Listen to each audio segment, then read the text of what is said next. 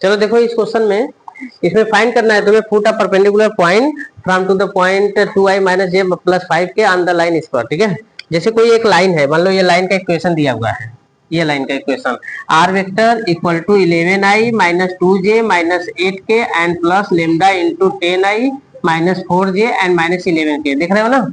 अब ये इस लाइन पर तुम्हें इस पॉइंट से, तो ये पॉइंट की पोजीशन वेक्टर दिया है तो इसको पॉइंट में कन्वर्ट कर लो। तो ये जो पॉइंट होगा क्या होगा 2 कामा माइनस 1 कामा 5।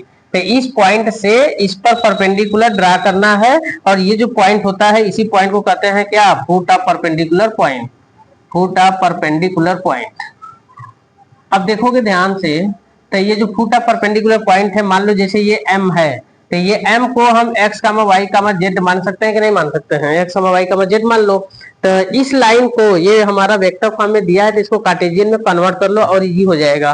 तो इसको कार्टेशियन में कन्वर्ट करेंगे तो ये जो लाइन है इस पॉइंट से पास होके जा रहा है, तो x माइनस x1 अपान डायरेक्शन रेशियो कितना 10, y माइनस y1 मतलब -2 तो +2 अपान डायरेक्शन रेशियो कितना -4 एंड z माइनस z1 तो माइनस है तो +8 हो जाएगा अपान -11। देखो ये लाइन हो गया, इस लाइन का इक्वेशन कार्टेशियन फॉर्म में। ठीक है, अब यही इक्वल टू हम एज्यूम कर लेते हैं लेमडा। तो यहाँ से x बराबर निकालोगे तो ये 10 लेमडा एंड प्लस 11 हो गया, y equal to cross multiply -4 lambda -2 and z equal to हो जाएगा तुम्हारा -11 लेमडा -8। देखो x y z आ गया, और इस लाइन पे एक आर्बिट्री पॉइंट मूव करता है, जो पॉइंट यही है x y z, यही पॉइंट है हमारा x y z। तो अब तुमको ये भी पता है कि अगर दो लाइन, जैसे ये लाइन, ये पॉइंट है, ये पॉइंट है, इन दोनों पॉइंट से ये लाइन बना, तो इस लाइन का अगर डायरेक्शन रेशियो हमें पता चल जाए, और इसका डायरेक्शन रेशियो हमको पता है 10 -4 और -11 दोनों परपेंडिकुलर है, तो a1 a2 plus b1 b2 plus c1 c2 बराबर क्या कर देंगे 0 कर देंगे, लेमडा निकल जाएगा। जब लेमडा निकल जाएगा तो यहाँ पर पुट कर देंगे, तो ये पॉइंट निकल गया कि नहीं, ये फुट ऑफ परपेंडिकुलर पॉइंट। तो अब देखोगे कैसे कि इसमें एम लाइन का डायरेक्शन रेशियो, तो direction ratio of M line, तो a1 बराबर मान लो ये x1 y1 z1 x2 y2 z2, तो दो पॉइंट से डायरेक्शन रेशियो हमेशा निकलता है x2 माइनस x1। तो x माइनस कितना हो गया 2, x की वैल्यू रख दो यहाँ पर 10 लेमडा प्लस 11 माइनस 2 बराबर 10 लेमडा माइनस प्लस 9 हो जाएगा। ठीक है, और b1 की वैल्यू जब निकालोगे तो y2 माइनस y1 करो, तो y माइनस -1 प्लस 1 हो जाएगा। y की वैल्यू यहाँ पर देखो पुट कियो -4 lambda -2 plus 1 equal to -4 lambda -1, और c1 की वैल्यू जब निकालोगे तो ये हो गया z2 माइनस z1 हो जाएगा। तो z माइनस 5 z की वैल्यू यहाँ पर निकाल चुके हो, -8 and -5 equal to -11 lambda and -8 और 5 13 हो गया। ठीक है, a1 b1 c1 निकल गया। a2 b2 c2 देखो कहाँ पर है, यही a2 है, इस लाइन का डायरेक्शन रेशियो। तो a2 है हमारा 10, b2 हमारा -4 एंड c2 हमारा -11। और कंडीशन, जब दो लाइन एक दूसरे के परपेंडिकुलर होता है तो कंडीशन होता है a1 a2 plus b1 b2 plus c1 c2 बराबर क्या हो गया 0। a1 की वैल्यू सब्स्टिट्यूट करो, कितना है 10 लेमडा प्लस 9 इंटू a2 की वैल्यू 10 है, प्लस b1 की वैल्यू देखो यहाँ पर है -4 लेमडा -1 मल्टीप्लाई b2 की वैल्यू तुम्हारा दिया है -4 एंड c1 की वैल्यू देखो यहाँ पर लिखा हुआ है -11 लेमडा -13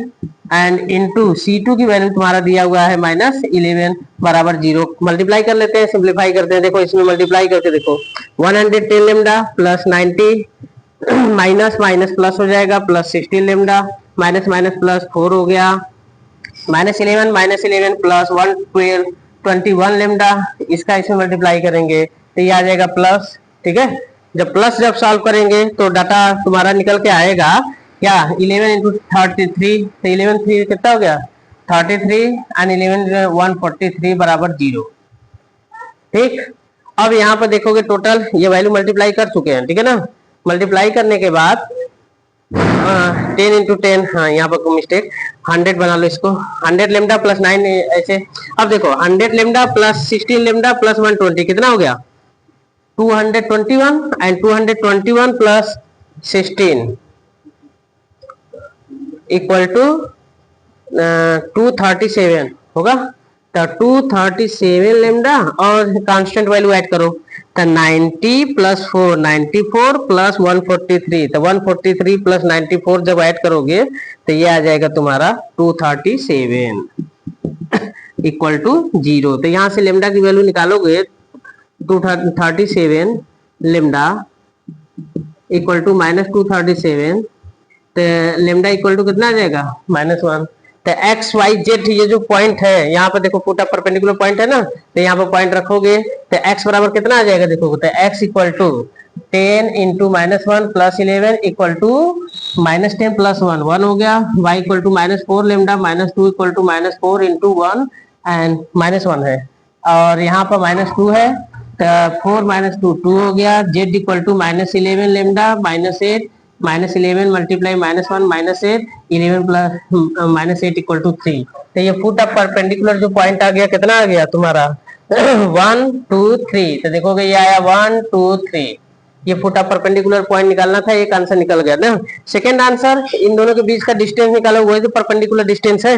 तो am इक्वल टू डायरेक्ट लिख देते हैं ना, x2 माइनस x1 का होल स्क्वायर, मतलब कि 1 माइनस 2 का होल स्क्वायर मतलब -1 का whole square, plus y2 minus y1 का होल स्क्वायर मतलब 2 प्लस 1 का whole square, and plus z2 minus z1 का होल स्क्वायर -2 का होल स्क्वायर।